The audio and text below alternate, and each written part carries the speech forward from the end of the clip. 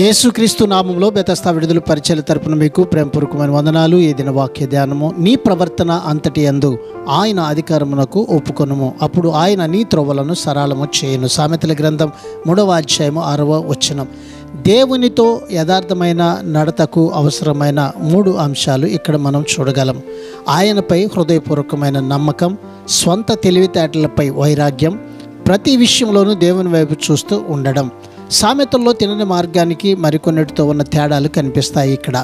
అవేవంటే చీకటి బాటలు, తడబడే అడుగులు, దుర్మార్గం, మూర్ఖత్వం. అందువల్లే దేవుడు తనను తిన్నని మార్గాల గుండా తీసుకుని వెళ్ళాలని దావీదు ప్రార్థించాడు. మన ప్రార్థన కూడా ఇదే కావాలి. సూటి మార్గం అంటే నిజాయితీ, రుజువర్తన ఉన్న నడవడిక. అది దేవుని దీవెనలతో నింపి ఉన్న దారి.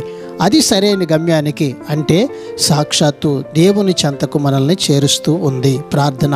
మహాపరిశుద్ధుడా, మహోన్నతుడా, జీవాధిపతి, మా మంచి యేసయ్య, నీ మహాకృపను బట్టి ప్రేమించి మరొక నూతన దినాన్ని మాకిచ్చినందుకు నీకు వందనాలు, స్తోత్రాలు చెల్లిస్తూ మా జీవితంలో మేము కలిగి ఉన్న ప్రవర్తన అంతటి మీద సంపూర్ణమైన నీ అధికారానికి ఒప్పుకొని నీ త్రోవలలో జీవించే భాగ్యాన్ని ఈ దినాన మా అందరికీ ప్రసాదించమని యేసు పరిశుద్ధ నామంలో ప్రార్థించి అడిగి వేడుకుంటున్నాము తండ్రి.